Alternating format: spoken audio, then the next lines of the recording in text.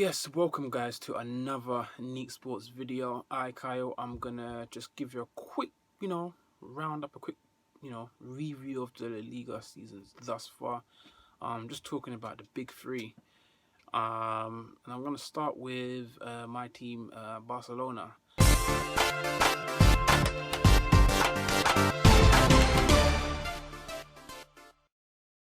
I said it. When we was talking about transfers, and I said I would feel very confident because obviously this was when the whole Neymar speculation was, and it was like, oh, we could get Neymar if we give them Coutinho and Dembele, and I was like, no, keep the team how it is. The team is perfectly fine how it is. It's got depth. It's got people in versatile positions. They can play left, right, centrally, up top, whatever. And then I was like, all we need now is a strong, commanding, capable, experienced centre back, and I will be extremely confident in going into the season and winning as much as possible, including Champions League, the League, the Cup, just winning everything that we expect of Barcelona. I felt confident. As it turned out, we didn't get a centre back, and we ended up watering down the team by loaning out Coutinho to Bayern Munich. So in doing so, they've kind of taken a step back. You haven't signed a centre back. We know we need a centre back because defensively we're all over the place. It's hence why you was in talks with and linked with De Ligt, but he went to Juventus. But then after that, it's like, oh, you don't get your number one target. All negotiations with all centre backs across the globe we're not going to talk to because we didn't get the man that we want. I'm so confused. A centre back is needed. It is one of the key positions that we needed to address, and we didn't do it. And I already know it. I already knew it, that we would suffer over the course of the season if that position wasn't fortified, and it wasn't. And as it turns out, we've got 0 clean sheets after the first 3 games. We've won 1, drawn 1, and lost 1. So it hasn't been the best start. We do look vulnerable at the back. We look shaky at the back. We look like we can be penetrated, at will by anyone with any sort of, decent quality with their in their attacking lineup. But like always, like we look decent to good on the ball. We're good in possession. We're good in the final third. We look like we're dangerous. We look like we're a threat. We look like we're capable of scoring goals. And that's all without Messi. Now, obviously, I know it's not the best record. People like to say, oh, Barcelona can't win without Messi. I mean, we won our second game, so we did. But it's not because of not having Messi why we didn't win these games. It's because we were defensively poor. Because barring the first game, which we lost 1-0 and failed to score, we've registered goals in the next games. But the defense's inability to shut out opponents is what's costing us games. Because we also drew and lost games when we had Messi, when he scored.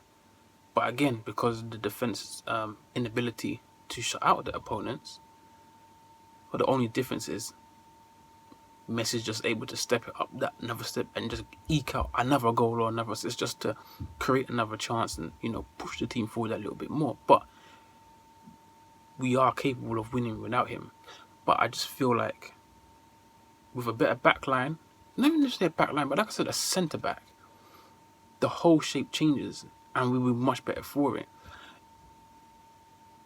And I just think it's going to be a long season. And obviously without Coutinho as well, and without Messi, so far at the beginning of the season, Messi hasn't played a minute of football for Barcelona since the last game of the season, which was this Copa del Rey final against Valencia. He hasn't played any pre-season, any games this season, been out injured. We're hoping he'll be back for the home game on the weekend. I think it's on Saturday, 8 p.m. against Valencia. That's our next game at the Camp Nou, 8 p.m. on Saturday, Valencia. And we'll win that game without him. Even if he's not back and he's not playing, we'll win that game without him. But we're hoping that he will be back, just to get some fitness, just to get some minutes under his belt, get him back into the team, ease him in. But I think we'll win that game without him, regardless. But I just feel like it's going to be a long season because of our defensive inabilities. And the Liga side, Champions League is where we want to shine. We've been away from the trophy for a number of years now, and it's time to put our name back on the trophies. And I think that our team currently, how it is, it's not ready. It's not ready. Loaned out Coutinho, like I said, we didn't get any suitable centre backs in, and I just don't think the team is ready. There's too many teams that are stronger than us out there, and it would be unrealistic to say that I feel like, we stand a chance. Obviously, we stand a chance. Everyone stands a chance. Once you're in the competition, you stand a chance. I mean, Porto stand a chance. Once you're in the competition, you're in it to win it, and you stand a chance. How real is that chance is another question.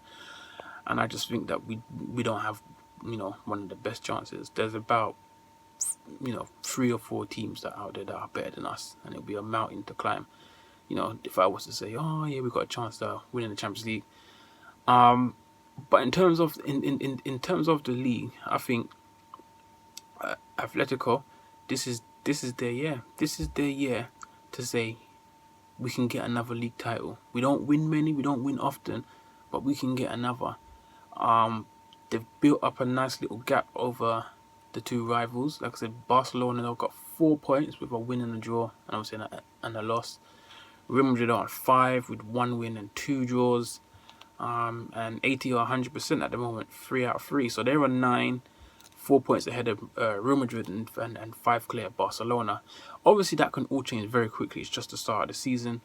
And obviously, I personally think Real Madrid and Barcelona are both 4 or 5 points, more than 4 and 5 points better than Atletico. So Atletico will still have to build up a bigger gap, maybe like the 8 to 10 point region, if they are to be like challengers. I don't think 4 and 5 keeping that kind of gap will be enough to see off the threat of Real Madrid and Barcelona. Obviously, knowing that you're still gonna have to play them twice this season, so that's still 4 big games. It's a long way to go, but this is a good start, a good chance to to put down a statement and say we're here for the long run, we're here for this title. Don't take us lightly. Real Madrid, on the other hand, like I said, they've had a rocky start. 1 win and 2 draws. I think Zinedine Zidane is, I wouldn't say he's delighted. He was pleased, satisfied with their dealings in the market. But I know he was adamant, and he was, quite blatant that Real Madrid needed a central midfielder. Obviously, Real Madrid wanted Paul Pogba. He wasn't an option. I don't know why they didn't try go for someone else, or try seek out an alternative.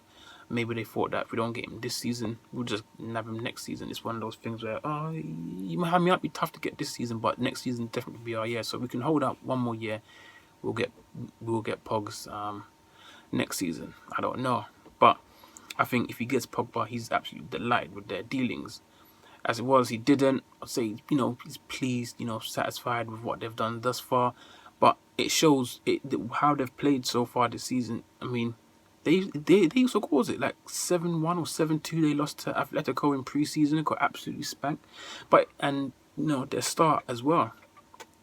Bell, the unwanted Bell, the whole pre-season, the unwanted Bell has literally bailed them out a couple times. Bell has bailed out Real Madrid a couple times this season already.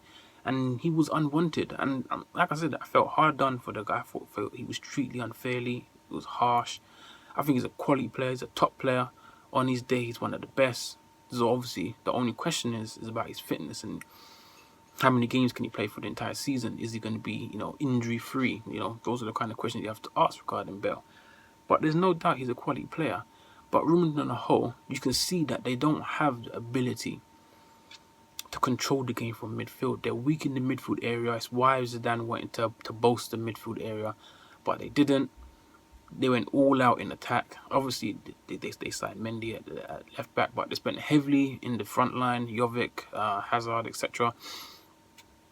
And it hasn't paid off thus far. It hasn't paid off thus far. They're not blowing their opponents away. They're not outscoring all of their opponents. Like I said, 1 win and 2 draws, and it's the midfield battle. Then they're not controlling the midfield, and it will be. I feel like this will be Real Madrid all season. They're going to have backwards and forward results all season. Maybe not to the extent of last season. Last season was very poor. It was diabolical. But it will be very backwards and forward results. Which for me, I think that they're going to finish third out of the 3. I think Atletico are going to finish higher than them again. Which for me leads to the next question: where does Zidane go from there? For me, it was a mistake for him to go back there after he built such a legacy, both as a player and a manager. He should have just left that record intact and just left it and said, you know what, I'm an icon here, absolute legend, and that's that. I'm not going back. I've done all I can for this club. Whatever happens is up to you lot. It's on you lot's hand. So it's going to be, for me personally, I think it's going to be a long season for Real Madrid. And like I said, Atletico, they spent heavily. Obviously, they sold heavily, but they spent heavily. It's paid off so far, 3 out of 3. They're on 9 points, leading the pack. Only team to remain 100% so far. So the only team on 9 points after 3 games. So they're in a strong position at the moment. Will it last? No, I don't think it will. I think obviously when Messi comes back, he will claw back any differences. He'll make up grounds again. If he's back by the weekend and he's only missed the first 3 games and he can get another 32, 33 games under his belts in the league, he's gonna score another 30 goals in the league. And just obviously him combined with Griezmann and Dembele, etc., Suarez, they will make back the points and some. I just feel, it's not foregone conclusion, but I can't see anyone other than Barcelona winning the league title. I think Atletico will finish second, but again, like I said, fantastic start for them. They look good. They don't look as good defensively as they have in previous seasons, but that's to be expected. They've got a new right back in Trippier who started well. There's again the golden centre back is gone. Their left back Hernandez got sold as well. So they're working with pretty much a new backline this season. So the team cohesion is yet to gel. But going forward, no problems for them. No problems going forward. New signings, looking like fantastic for them. Fantastic. They're going to be a strong team, and they're going to cause many teams in the Champions League problems. Many of those big teams, if they get drawn out in the latter stages with like a Man City or Liverpool or Juventus or Bayern Munich, they're going to cause problems. They're going to cause anyone who plays them problems. So they're going to be a threat, no doubt. That's it from me. Let me know what you think. You think Barcelona is going to win the league?